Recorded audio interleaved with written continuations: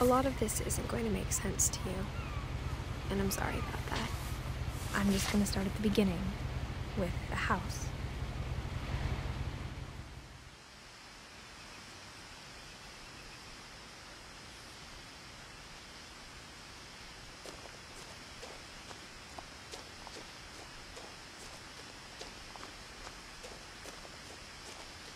I lived here until I was 11, but I wasn't allowed inside half the rooms.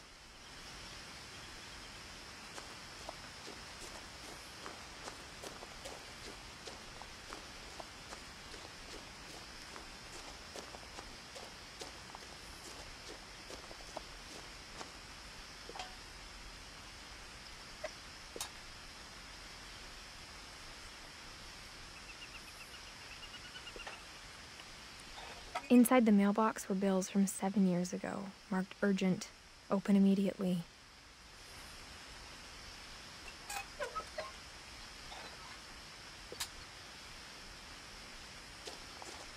I hadn't been back since my brother Lewis's funeral.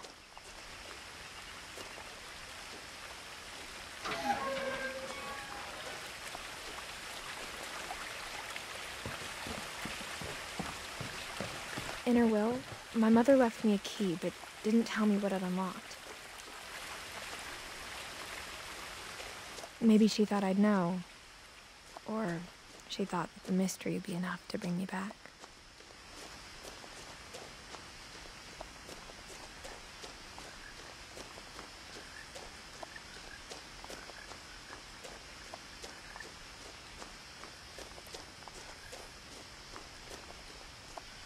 No one had driven this way in a long time, but I saw a few hoof prints.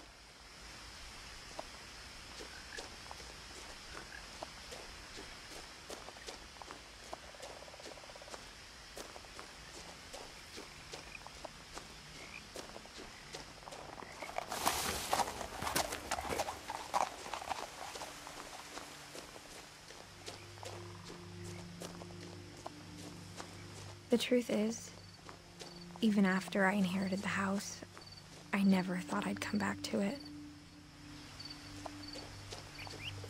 But now I had questions about my family that only the house knew the answers to.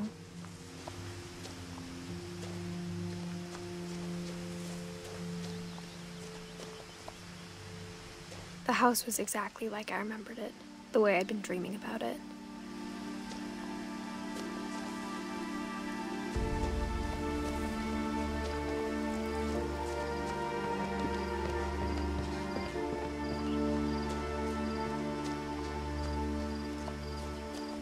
As a child, the house made me uncomfortable in a way I couldn't put into words. Now, as a 17-year-old, I knew exactly what those words were. I was afraid of the house.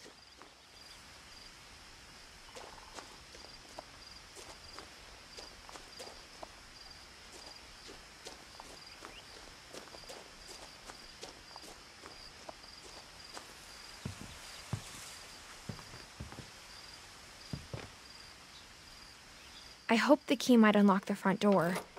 It didn't.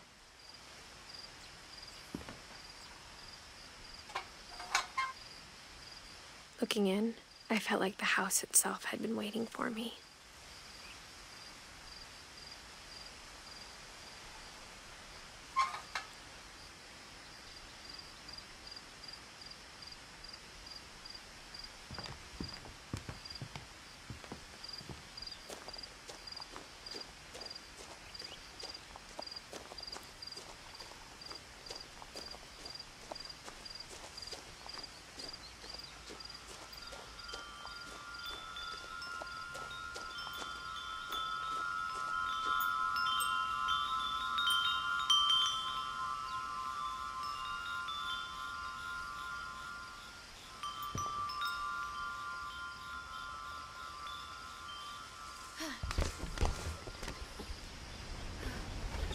Crawling through the doggy door used to be a lot easier when I was 11.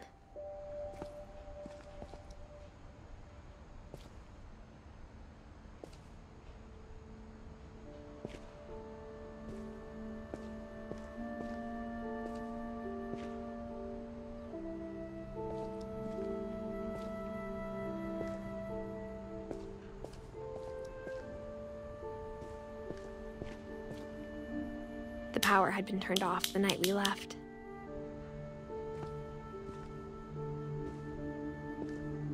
For the first time in years, I felt like I was home.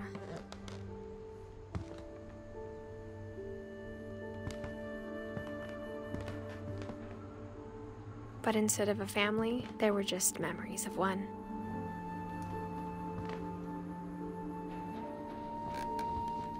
Like how only one restaurant would deliver to our house, so we had Chinese a lot.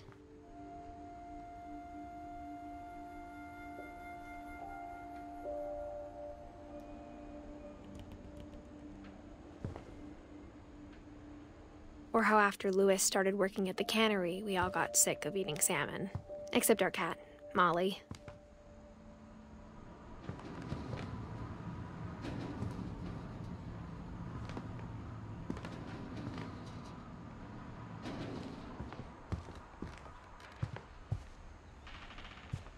The table was still a wreck from the night we left. It was like a bomb had gone off, killing everyone but sparing the furniture.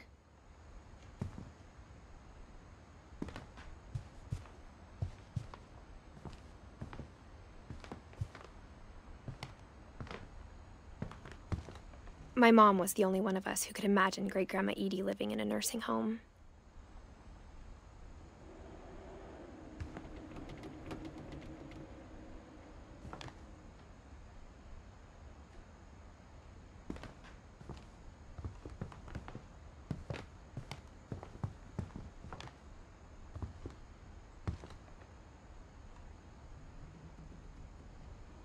Nothing in the house looked abnormal.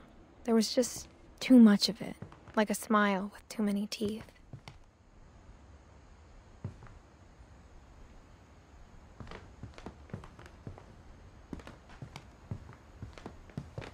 Even the fireplace had a story. Edie told me the bricks came from the original house, after it sank.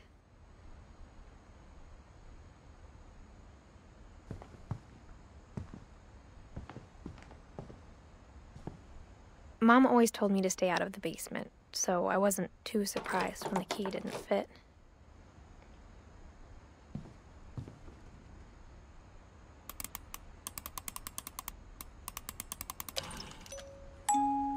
Great-Grandpa Sven built a music box for Barbara, along with the rest of the house.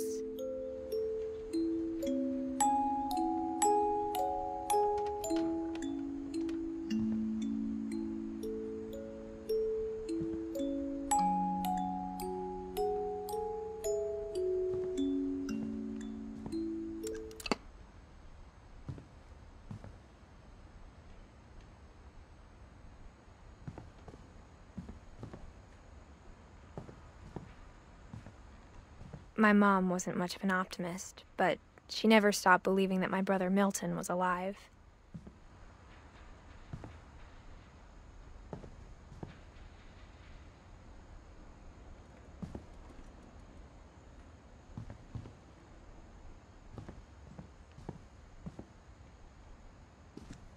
After Milton disappeared, Mom sealed up all the bedrooms. Then Edie retaliated and drilled peepholes.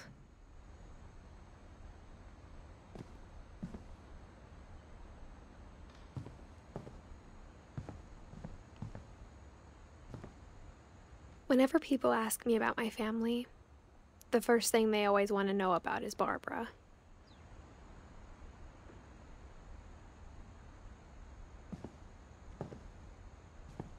Edie's father, Odin, built the original house.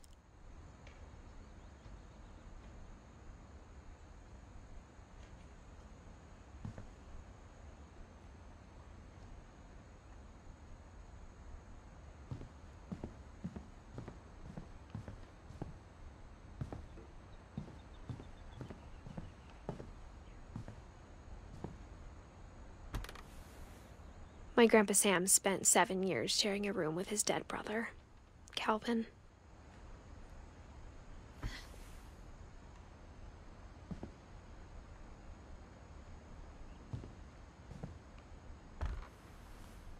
The last time I was in Edith Sr.'s room, I was 10 and she was painting my portrait.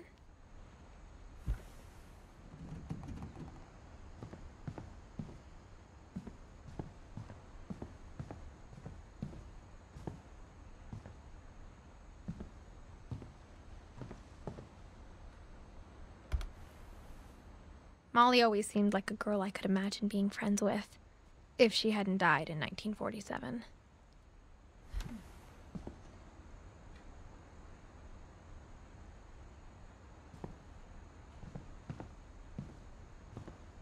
I spent a lot of time playing in Great Uncle Walter's room. I think my mom sometimes regretted not sealing it up.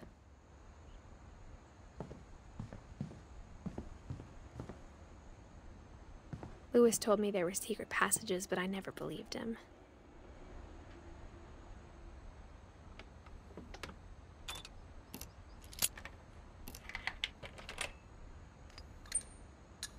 Turns out, my mom was really good at keeping secrets. Now it was time to find out what my mom had been afraid of.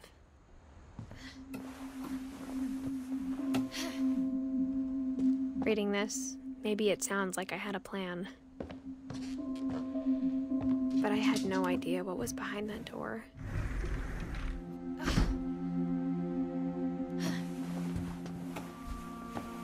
Just like I had no idea where all this was gonna lead.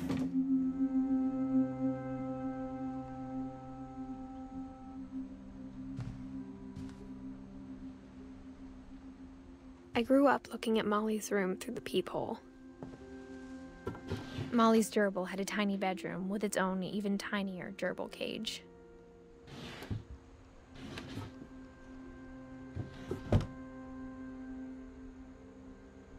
Being inside for the first time, I felt like I'd stepped behind a painting.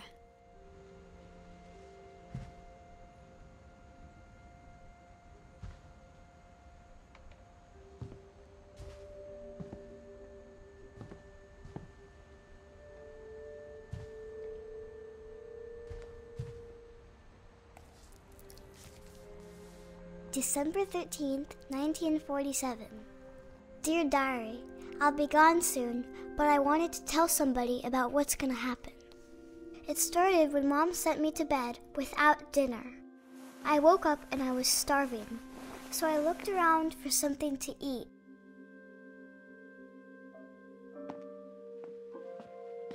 The gerbil food was dry, but I didn't mind it.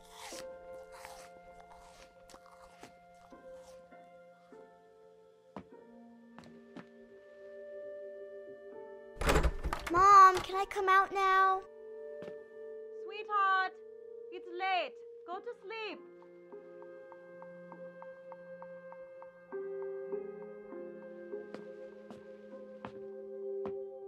My Halloween candy was all gone.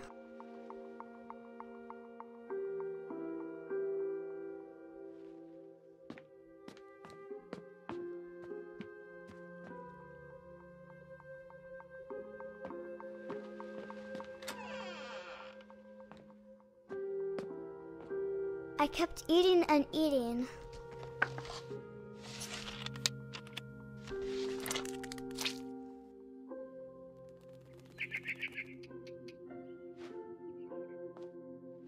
I ate a lot of things that night.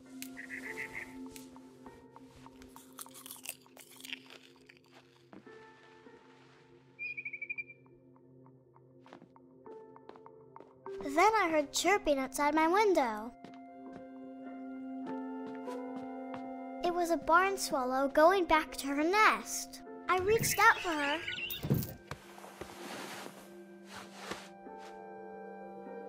And suddenly, I was a cat. I tried to be quiet, but the bird was really scared.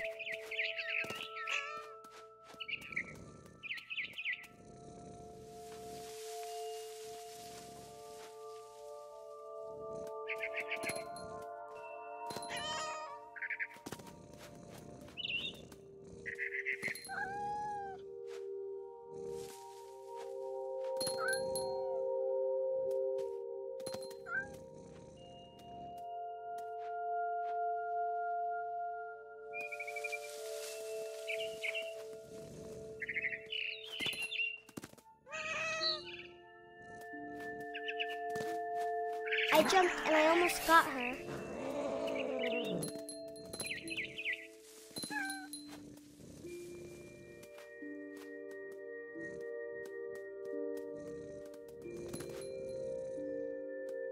I could tell she was getting really tired.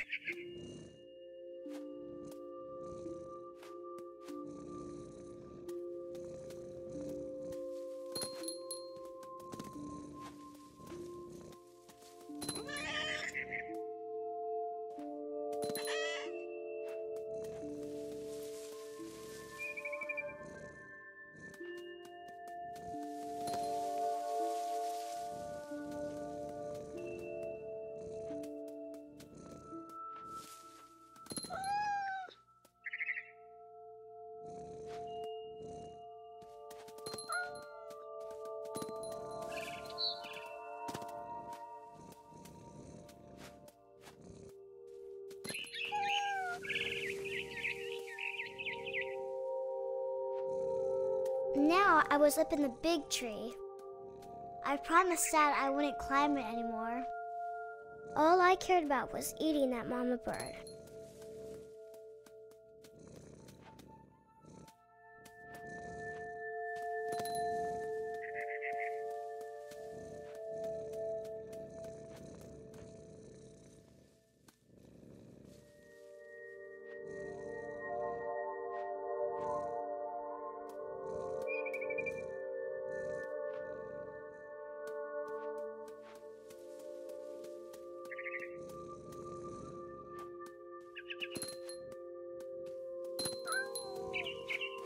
I gobbled her up. And suddenly, I was an owl. First, all I heard was the wind.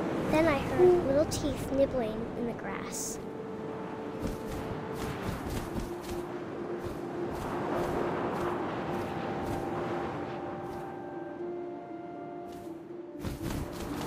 Rabbits.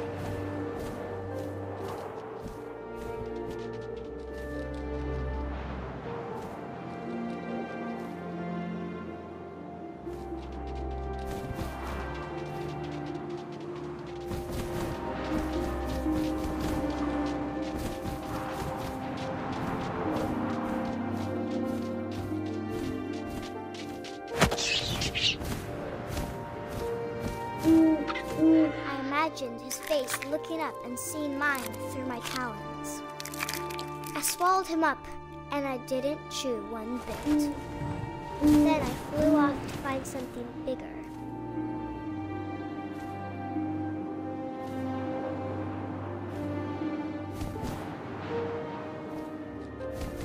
A mama rabbit.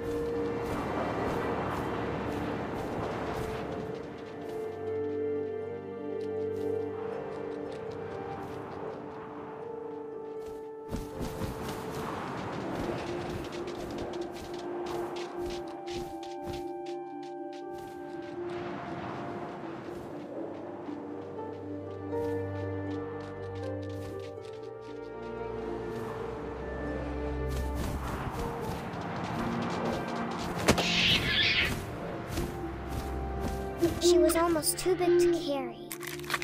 I started choking, but I couldn't stop eating. And suddenly, I was a shark.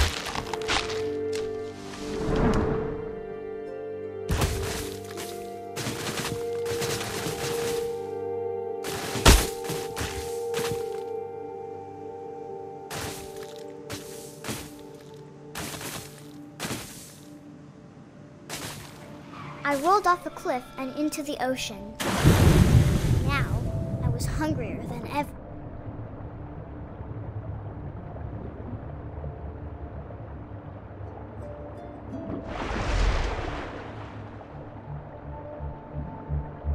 I wanted fat, juicy seeds.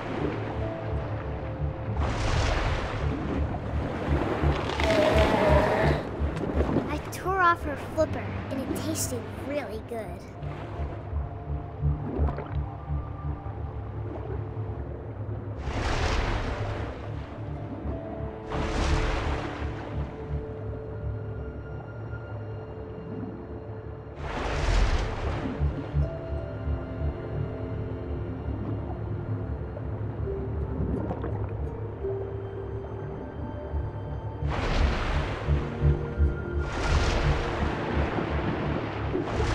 grabbed on tight. When I was so hungry, I jumped out of the water.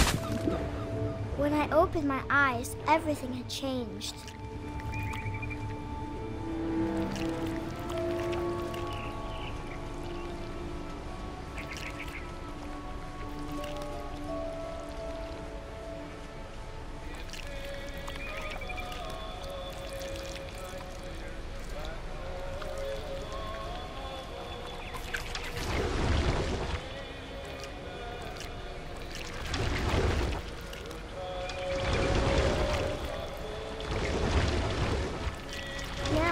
Monster, and I smelled people everywhere.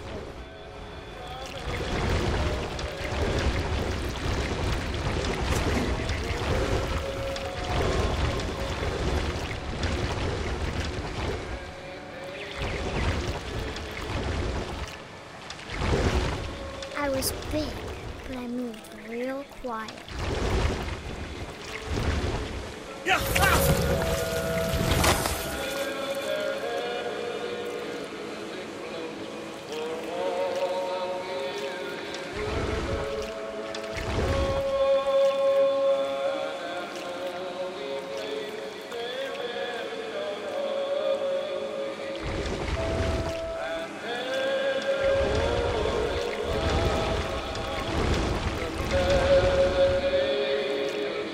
I wanted to stop, but also I didn't.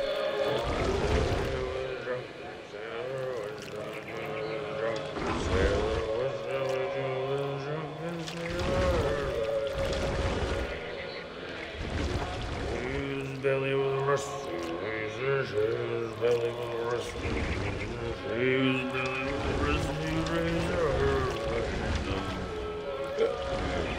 One sailor was drunk, sailor was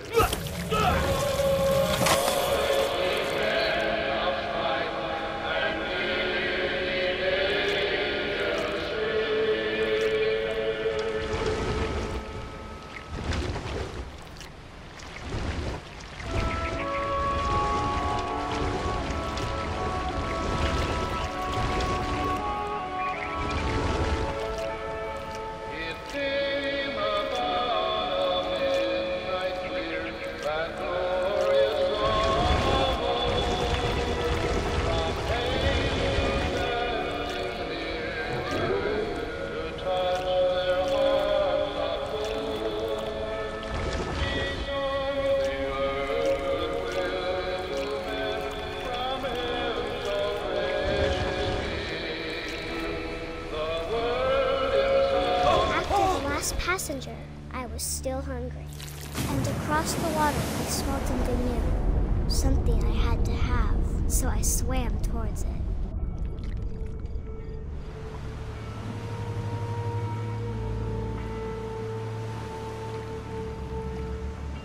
I slithered onto the sand, and the good smell went into an old pipe.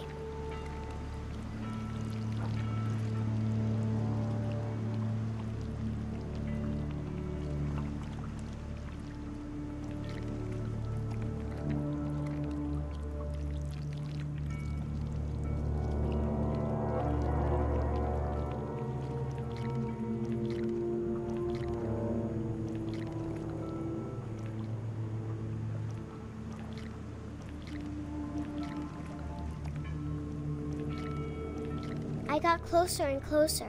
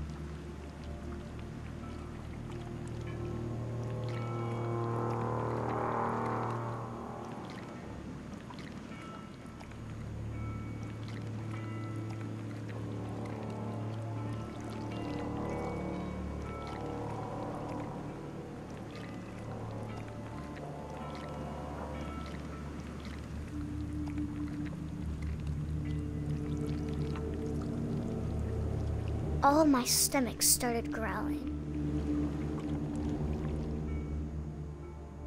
And suddenly, I was me again.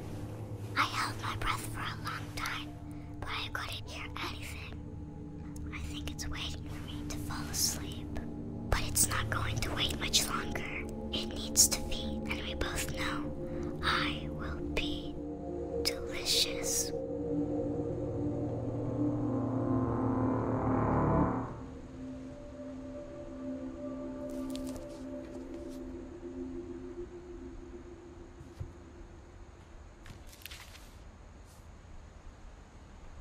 I'm not sure if I believed all of that, but I'm sure Edie would have.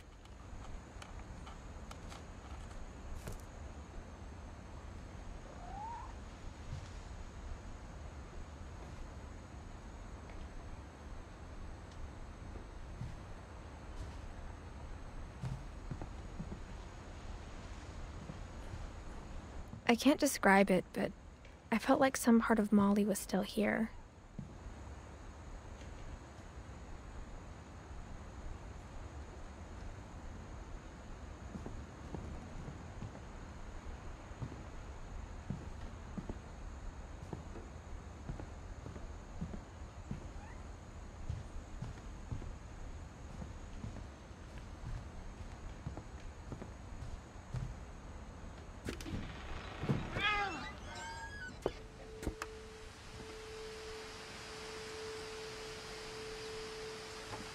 This will be obvious later, but my mom never told me any of these stories. Edie would have, but Mom didn't like bringing up the past. Though, when we adopted a stray kitten, she was the one who named it Molly.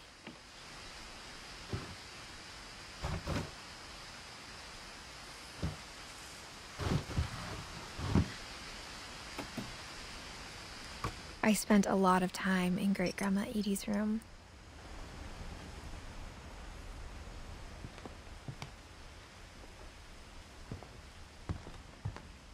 Louis died a week before we left, but Edie had already started to memorialize him.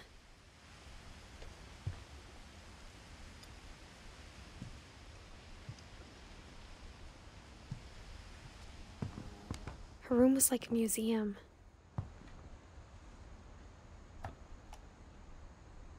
For 500 years, the Finches have been famous throughout Norway for their fortune and misfortune.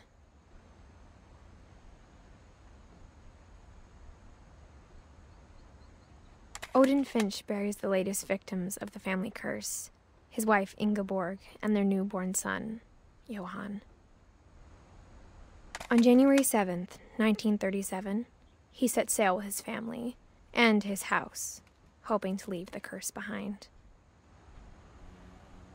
But 40-foot waves off the coast of Washington send the house and Odin to the bottom of the sea.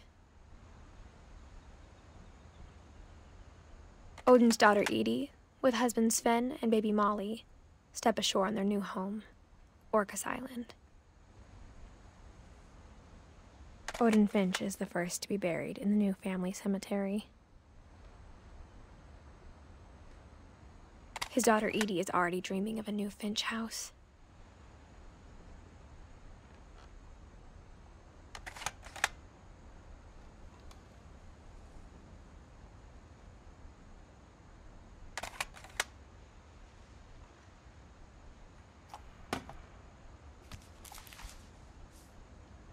Whatever's wrong with this family, it goes back a long ways.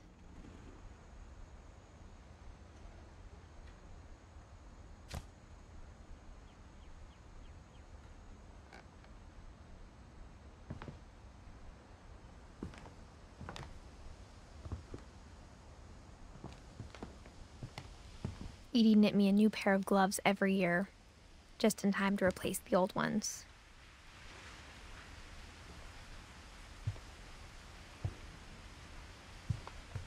When Edie told people Sven was killed by a dragon, she could also have said he was building a dragon-shaped slide that collapsed.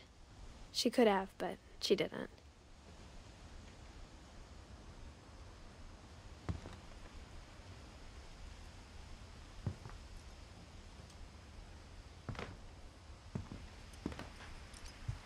Edie gave a big interview about a mole man living under the Finch house.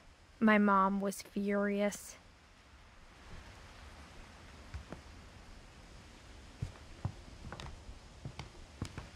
One summer, they evacuated the island, but Edie refused to go. For a few weeks, she was a celebrity.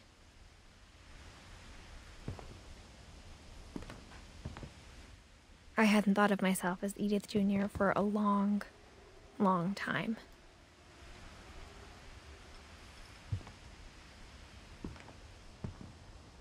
Even in her 90s, sometimes Edie seemed a lot younger than my mother.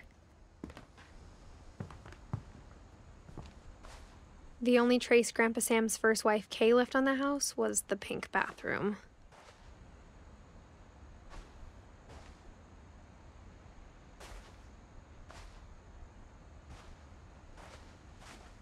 It was a pretty big trace.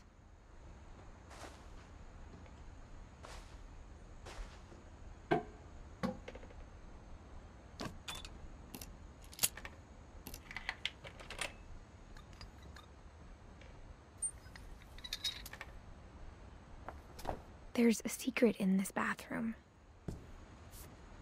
It's in the last place you would look.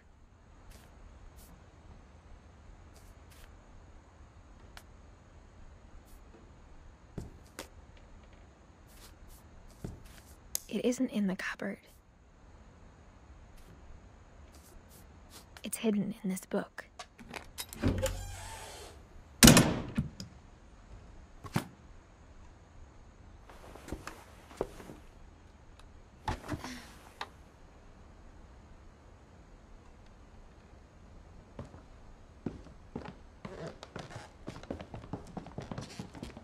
From the paintings on the wall, it was clear my brother Milton had been here before me.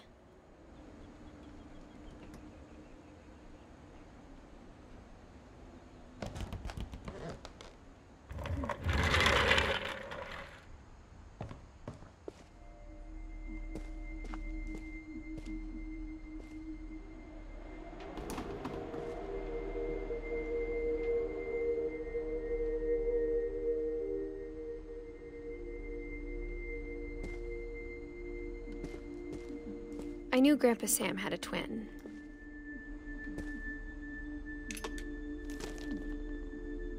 And that he never talked about him.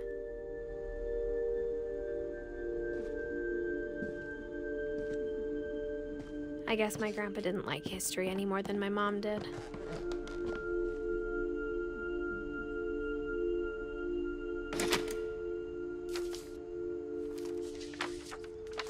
How I Want to Remember My Brother by Sam Finch. The thing I remember is that when he made up his mind, that was it.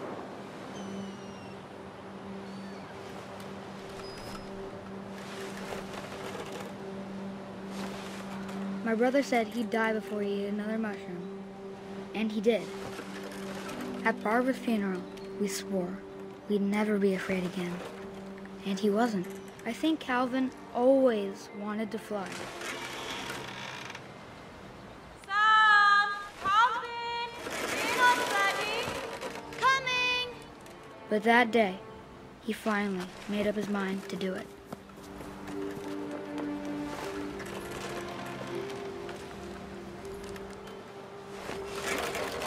I told him going around was impossible. Maybe if I hadn't said that.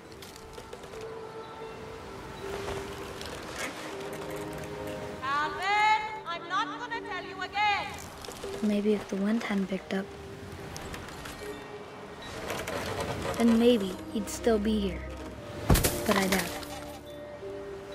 I think he'd already made up his mind. That's what I want to remember about my brother.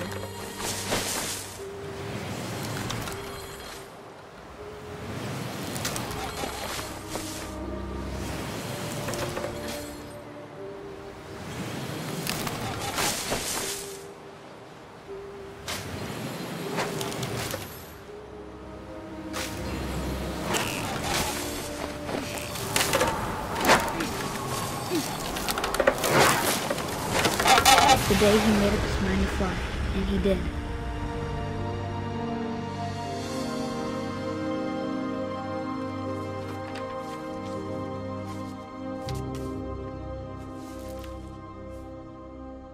Calvin's story felt strangely familiar.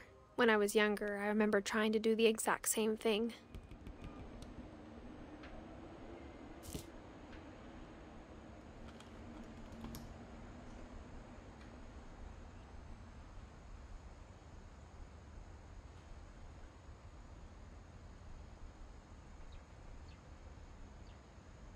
After the funeral, Edie roped off Calvin's half of the room.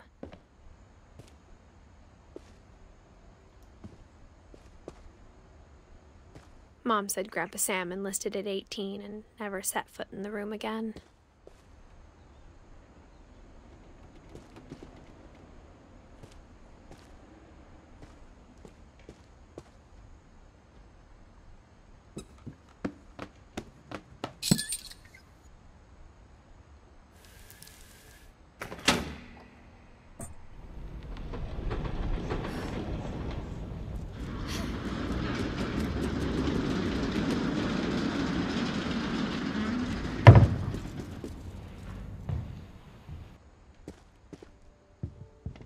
The passages were a pretty tight fit.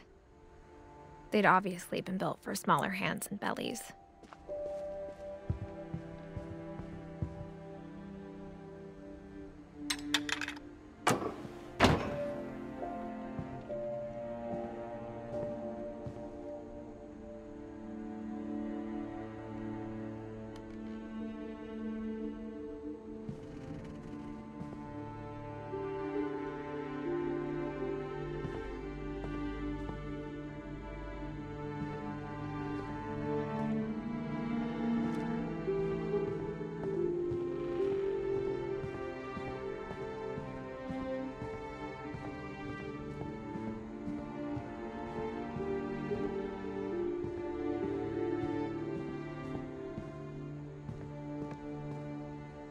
Mom must have locked the third floor stairs on the night we left.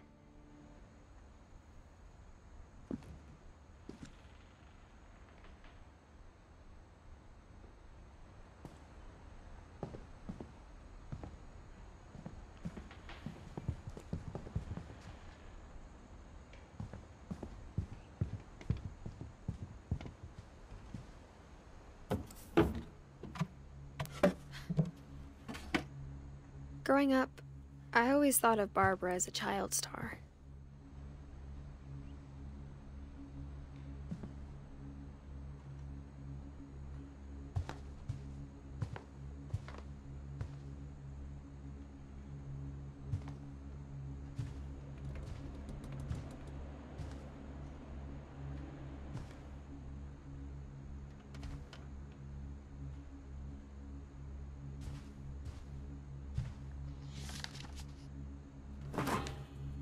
Of all the stories people wrote about Barbara's death, I'm surprised Edie saved this one.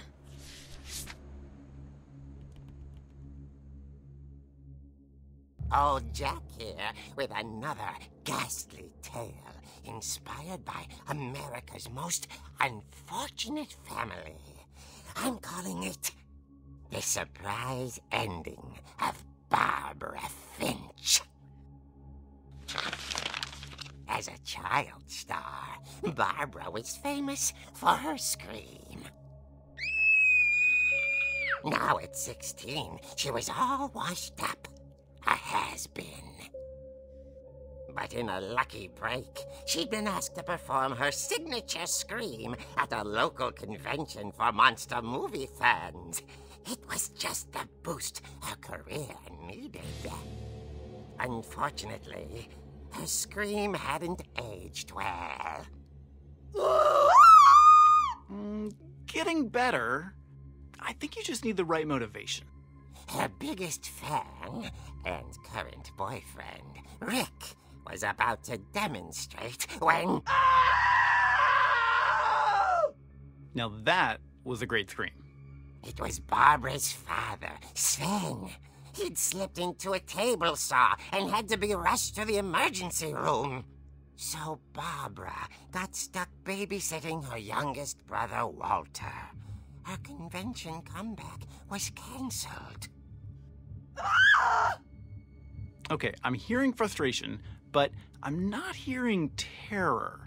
What if I tried... A gang of hoodlums in Halloween masks have been terrorizing Orcas Island tonight. Police are urging residents to... That came from the basement. You're right! Also, I loved your delivery on that. Why is your basement door locked? Because my dad likes making puzzles and secret passages. There's a key hidden in the music box. The secret is to keep winding and winding until finally the key pops out. Thanks, babe. I'll be back in a sec. 20 minutes later, Rick hadn't returned. So Barbara went to look for him, right on cue. She reached for the music box. And as she wound the key, she listened for Rick, but the house was silent.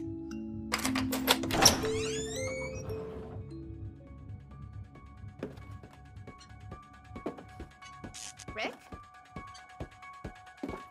She found Rick's crutch and imagined the worst.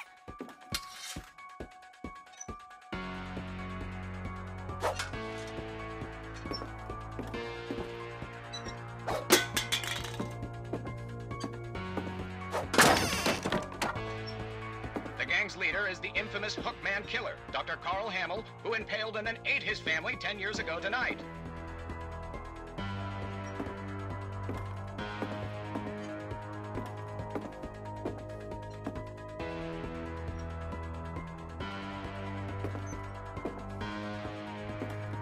The old fridge rattled and grew still.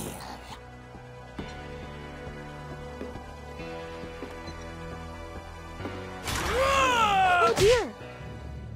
Oh! Rick? Barb, relax. I was just trying to scare you to help you find your scream. Well, I'm not scared, Rick.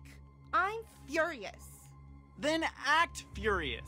All I'm getting from you now is that you're hurt and confused and She threw him out, but she kept a little something to remember him by. Barb, have you seen my other crutch? And she was still holding it when she fell asleep watching the late picture show. Hours later... Barbara! Walter, what's going on up there? Ah! Okay, I'm coming up, but if this is a trick, you're dead, Walter.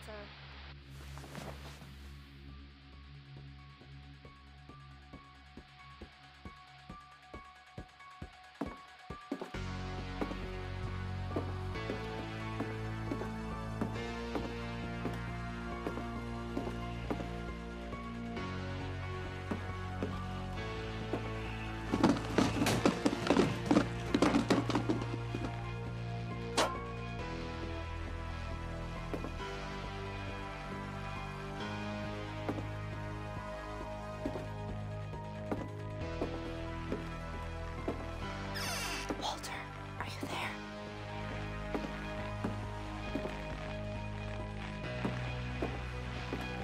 Walter had vanished, but his bedside radio was still on. Orcas Island police describe the man as 6 feet tall, with a steel hook for a hand. Residents are urged to lock all doors and windows and notify the police of any suspicious activity. Barbara turned, saw the Hookman, and was speechless. He was quite smashing. And who he was, he couldn't get enough of Barbara. Okay, Barbara, there's gotta be another way out of here. That night, she played her part beautifully.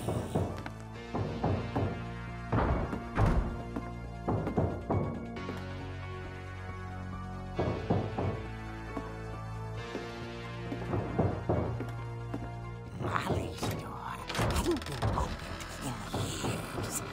The hinges groaned.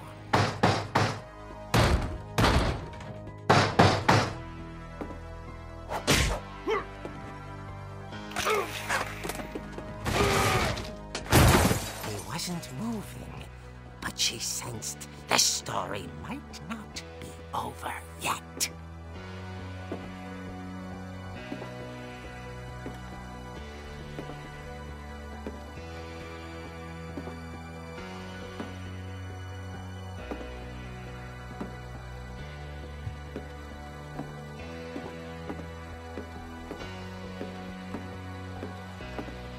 The hookman had vanished. She listened for his breathing, but all she heard was...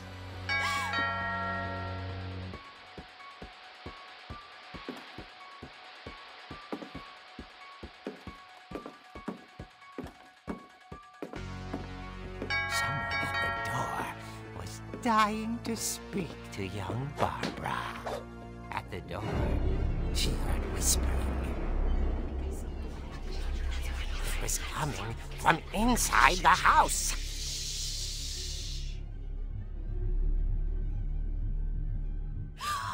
Oh dear.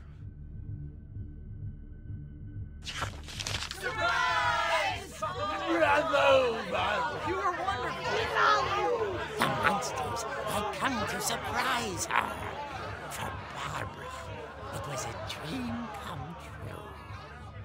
Then she saw what kind of monsters they were, and she realized what was about to happen. She was going to be famous. And with her final breath, Barbara Finch gave the performance of her life.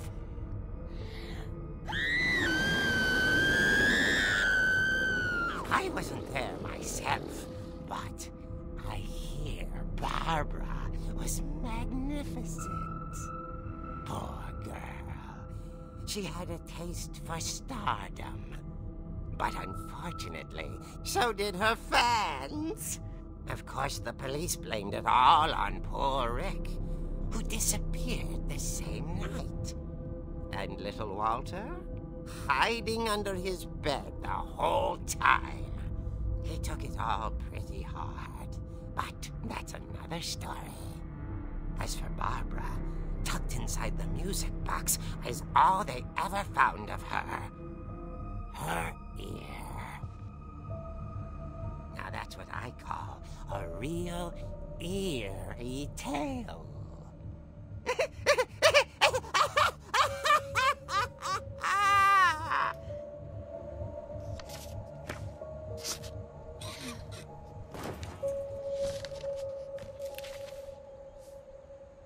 Edie told me all Barbara wanted was to be remembered, as absurd as that comic was. Maybe what Edie saw was a happy ending.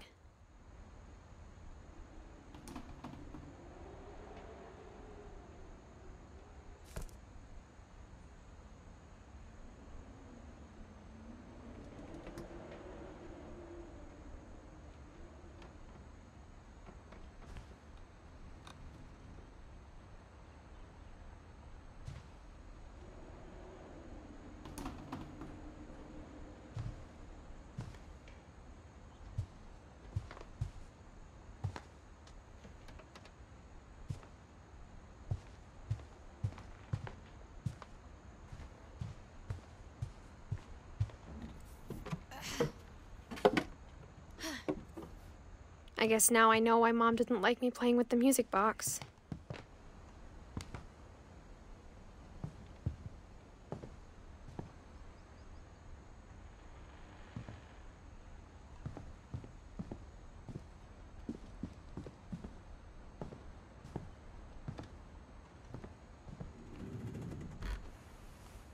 Barbara was a child star for 2 years, until America grew out of it.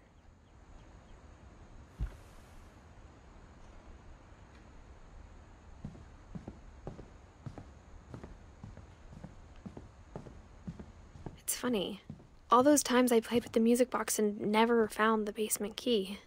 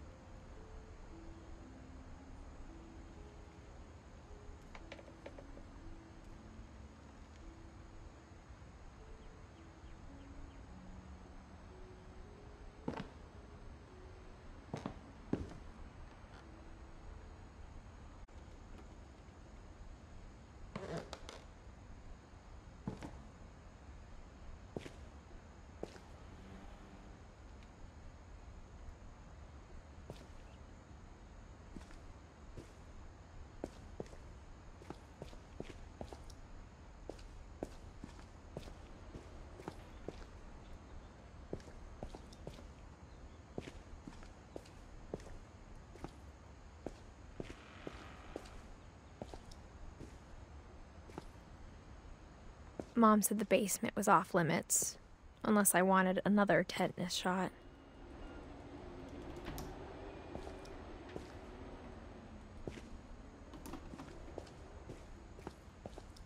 I saw Edie sneak down to the basement once, carrying packages.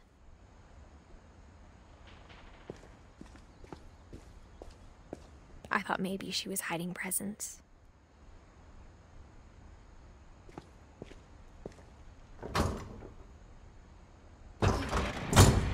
It turned out she was hiding a lot more than that.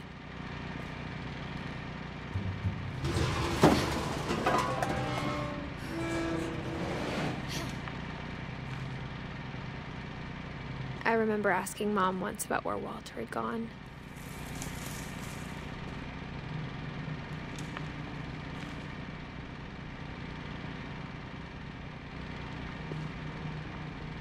She said after Barbara died, he got as far away as he could.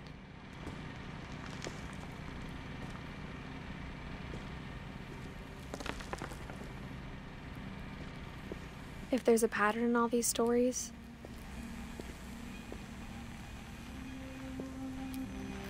I think it's that none of us has gotten very far.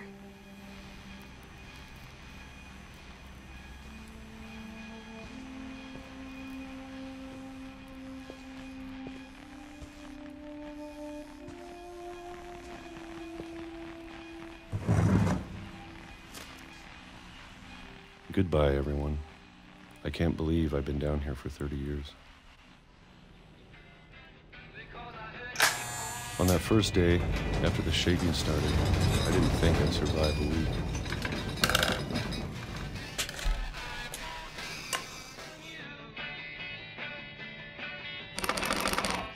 But after a few days, I settled into a routine. That's what kept me sane. Having a schedule, living for today. I always expected to be dead tomorrow. But if you wait long enough, you get used to anything.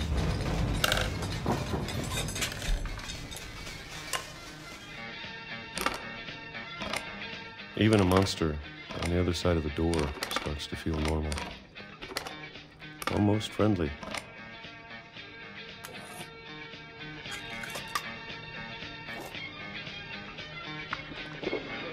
And then one day, everything just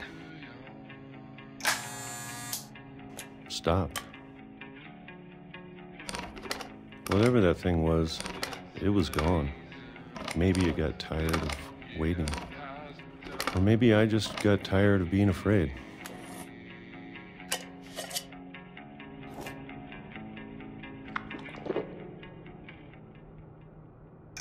It's been a week now, the longest in 30 years.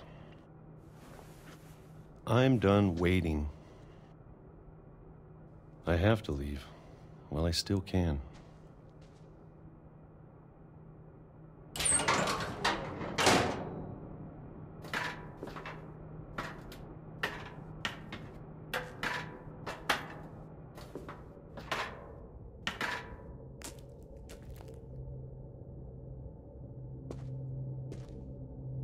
I know it's out there, somewhere.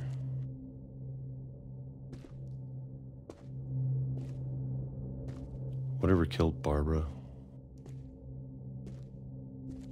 and Molly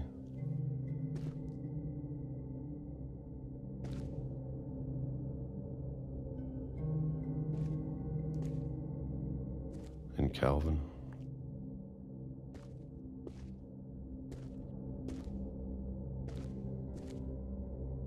Maybe this is all a mistake. But I need to stop living the same day, even if it kills me.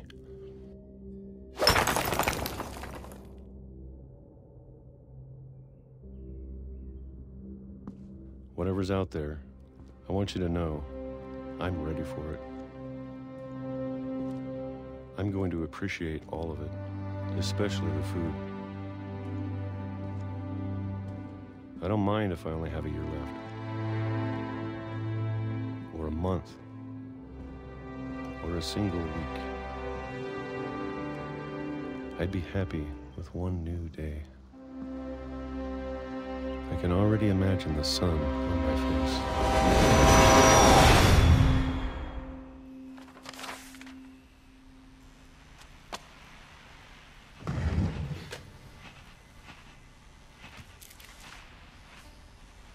Walter died when I was 6. I can't believe my mom never told me he was down here.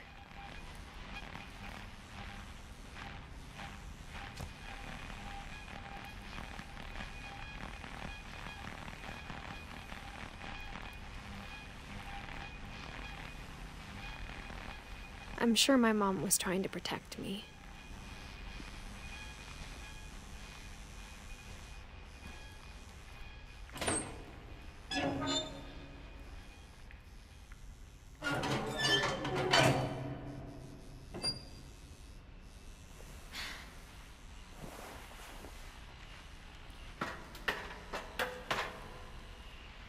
Maybe she was afraid I'd end up like Walter. But if she never told me about an uncle under the house, I can only imagine what else she was hiding.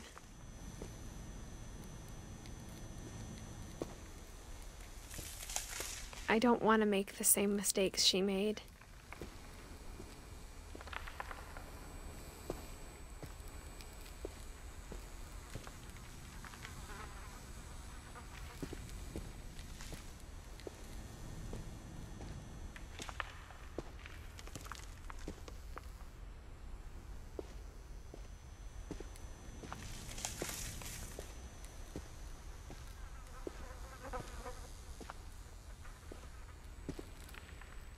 Trying to bury something that's still alive.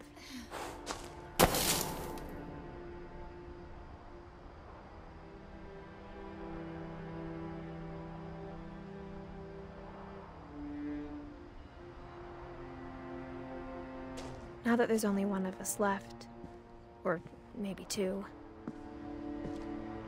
I thought it was time I heard the stories for myself. And found out what happened to everyone else. But now I'm worried the stories themselves might be the problem. Maybe we believed so much in a family curse, we made it real.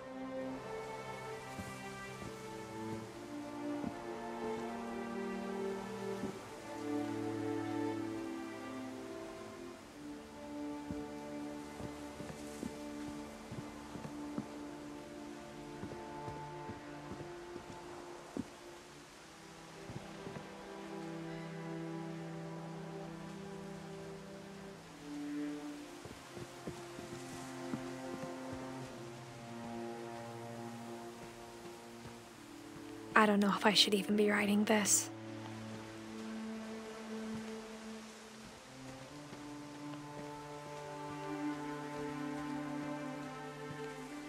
Maybe it'd be better if all this just died with me.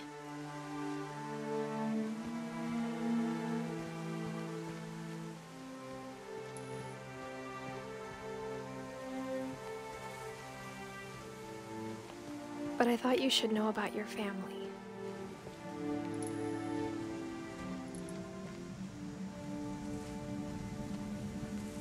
And the history you're a part of.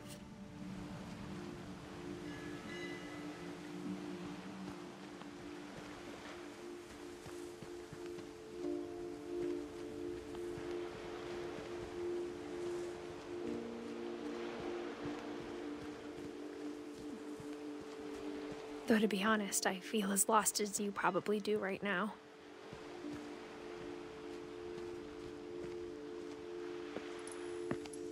I think the people in these stories believed them, for what that's worth.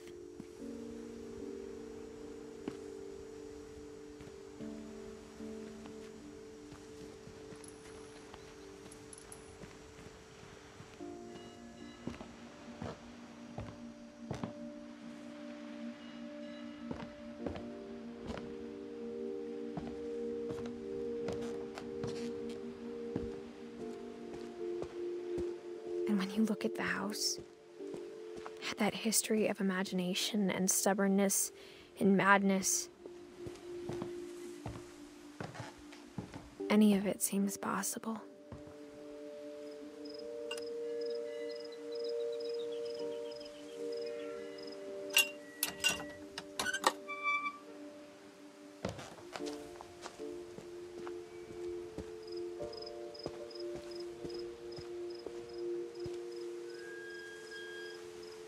I think we've been surrounded by death for so long, we've just gotten used to it.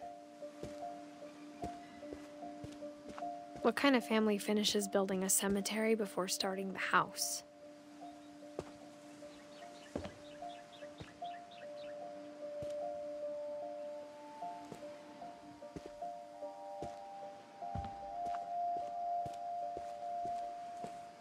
It's embarrassing for me to admit this, but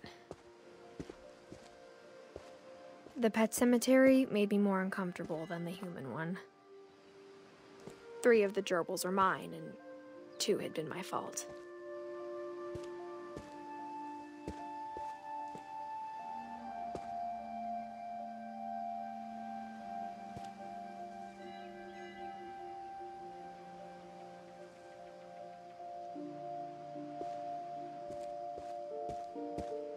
Sven built the house, but it was Edie who designed the cemetery.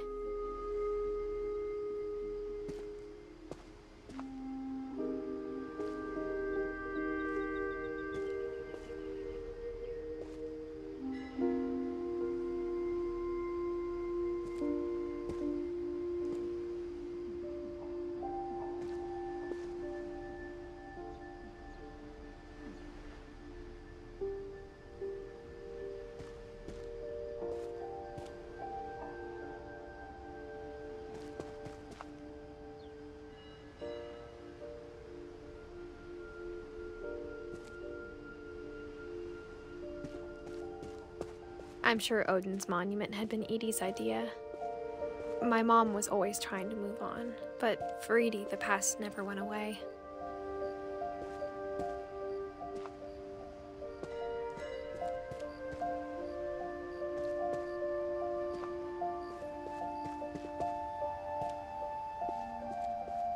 She could see it poking out of the water at low tide.